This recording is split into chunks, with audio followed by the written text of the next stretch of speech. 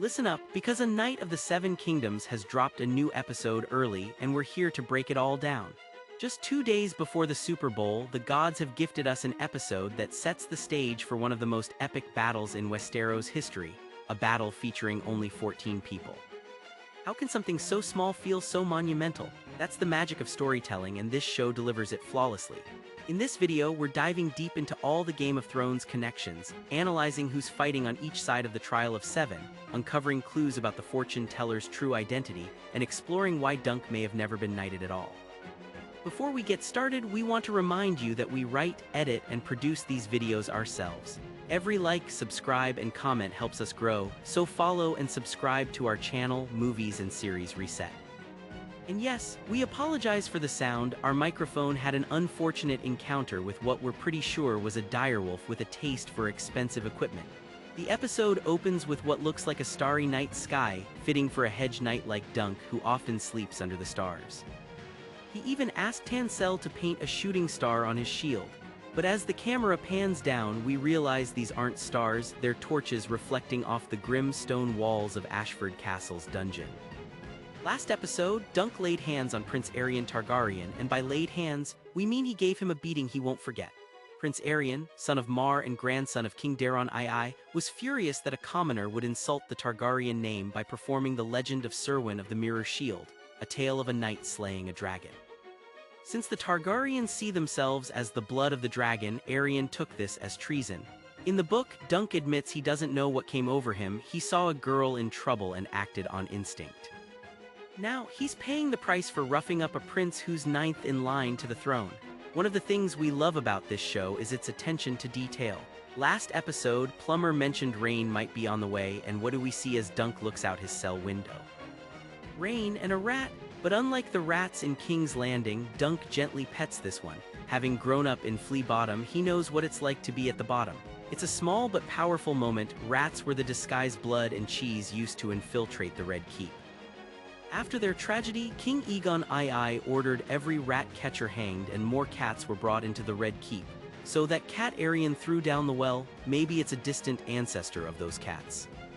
The rain and the rat are classic examples of pathetic fallacy, the rain foreshadowing Dunk's descent into the Trial of Seven, and the rat hinting at the betrayal of Sir Steffon Fossaway. But we'll get to that later. Egg arrives in his princely Targaryen robes, revealing his true identity as Aegon V, 10th in line to the throne and 4th son of Mar Targaryen. Dunk even guesses how many Aegons have been king: Aegon the Conqueror, Aegon the Usurper from House of the Dragon, Aegon the Dragonbane, and Aegon the Unworthy. Being 10th in line earns Egg the title Aegon the Unlikely, but last episode a fortune teller claimed Egg would die as king in a fire. Here's where things get interesting. The actress playing the fortune teller is the same one who played the innkeeper in episode 1. Some fans think she might actually be Brynden Bloodraven Rivers, a Targaryen bastard and sorcerer who later becomes the Three-Eyed Raven. He had the power to glamour himself to look like others, and he was alive during the Ashford tourney. Could this be a hint? Let us know what you think. Dreams, visions, and prophecies have always played a huge role in the Game of Thrones universe. There's Daenerys the Dreamer, who foresaw the doom of Valyria, Aegon the Conqueror, who dreamed of uniting Westeros against the White Walkers, and even Helena Targaryen. A Knight of the Seven Kingdoms adds Daeron Targaryen to this list, Egg's eldest brother and 8th in line to the throne, not to be confused with the current king, Daeron II. Daeron was the drunk we met in episode 1, the one who warned Dunk to stay away from him because he saw him in a dream. Daeron was supposed to take Egg to the tourney, but since he had no intention of fighting, Egg went looking for a knight to squire for. As Dunk puts it, Egg was so desperate he'd have squired for a donkey. Daeron tells Dunk his dreams aren't like ours, they come true. In his dream, he saw Dunk, a large fire and a dead dragon with wings so vast they could cover all of Ashford Meadow. But this can't be literal. Dragons haven't been seen in Westeros for 56 years. The last one died in 153 AC, small and sickly, never even given a name. It won't be for another 90 years that Daenerys' dragons hatch in Essos, so if it's not a literal dragon, maybe it's a metaphor, a Targaryen, and if Dunk is involved in this death, it's a heavy burden to carry. Egg brings Dunk food and an apology. He lied and Dunk is rightfully furious. Without Egg, he wouldn't be in this mess. To make matters worse, Dunk thought this was all a joke to humiliate him. The show even plays into this idea of Dunk as a fool, especially through the tale of Florian and Jonquil. We saw a puppet reenactment of this story in episode 2, and now Dunk holds up the decapitated head of Florian, a dark omen. It's a stark reminder that the ideal knight only exists in legends, and Dunk is struggling with that reality. Egg confesses the truth. He and Daron were supposed to hide at the inn until the tourney ended. Daron even shaved Egg's head to hide his silver hair. Dunk says it was bad luck that they found each other, which contradicts Egg's earlier claim that their meeting was good luck, symbolized by a shooting star. Dunk then meets with Egg's uncle, Baelor Targaryen, the Hand of the King and next in line for the Iron Throne. Baelor is smart, pragmatic, and well-read, very much like King Viserys from House of the Dragon.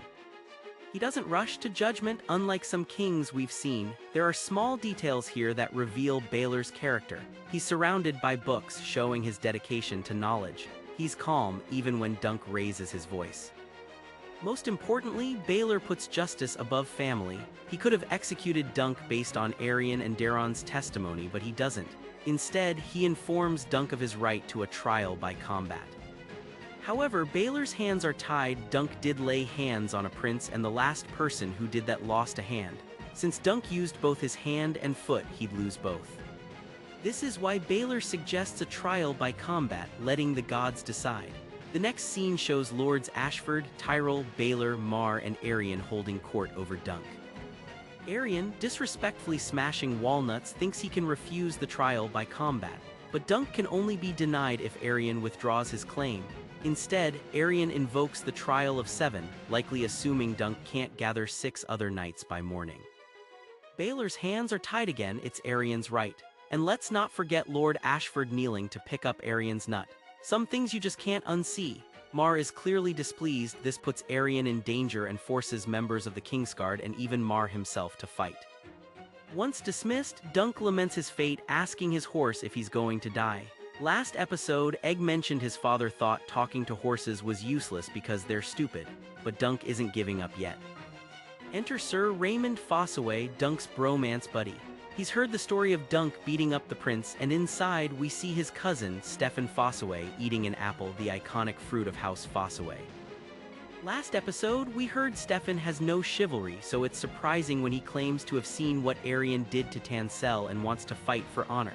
The Fossaways also despise the Targaryens, seeing them as incestuous warmongers. But we'll see just how far Steffon's honor goes. Steffon claims he can recruit men like Lionel Baratheon, Tybalt Lannister, and Alan Bracken, but by the end of the episode, we learn he never went to any of them. The only reason Lionel is there is because Egg asked him. In the book, Dunk himself tries to recruit Lords Lannister and Bracken, who bluntly refuse, so Steffon's promise is just empty words. Dunk could run, but that would likely end in his death or a life on the run, never achieving his dream of knighthood. Dunk is shocked when Egg returns, this time with his brother Daron. Dunk isn't happy to see the man who lied about kidnapping Egg, but Daron has an offer. He'll fight on Dunk's side, but plans to get hit once and then play dead, making it a 6-vs-7 fight if Dunk can gather his men. You might be wondering, why would Egg help Dunk in a battle that could kill his father and brothers? The key here is that death isn't guaranteed in a trial of 7. A side wins by making the other yield or become incapacitated. Egg sees this as a chance to take down Aerion, the brother who's caused him so much pain. Steely Pate, the armorer, brings Dunk's shield, now painted with his new sigil after he was told he couldn't use the penny sigil. Tanselle is gone, fleeing to Dorne, and Dunk sees the falling star on his shield as an omen of death. But Steely reminds him of the tree, strong, alive, and in its prime. He's even reinforced the shield, all for the price of a copper, essentially doing it for free. As dawn breaks, Dunk watches the arena being prepared. The trial is set for early morning, and we meet 6 of the 7 defenders. There's Dunk, Lionel Baratheon, who loves a good fight, Humphrey Harding, the man whose leg was crushed by Aerion's stallion, and Sir Robin, who believes in Dunk's cause and might be half-mad. The crowd has gathered for one of the biggest spectacles in decades, and Dunk is shocked to see only 6 on Aerion's side. Aerion himself, Daeron, and 3 Kingsguard members, Sir Roland Crakehall and Sir Donal of Duskendale. The reason? Stefan betrayed Dunk, switching sides after Aerion promised him a lordship. This betrayal pushes Raymond to join Dunk's side, but Dunk hesitates when Raymond asks to be knighted. Why? Because there's ambiguity in the book about whether Dunk was ever truly knighted by Sir Arlen. The show hints he wasn't. In episode 1, when Plummer asks if there were witnesses to his knighting, Dunk says, "Only a robin in the thorn tree." And later, there's a shot of Dunk kneeling, almost mirroring Raymond's knighting moment, with Arlen's ghostly voice saying, "What are you looking at me for, kid? I never knighted you." The teams are now 6 versus 7 in Aerion's favor. Aerion insists they need exactly 7 or Dunk is deemed guilty. Dunk gives an impassioned speech about honor, hoping someone will step forward. Just as it seems hopeless, a man stands up, only to let out the loudest fart in Westeros history.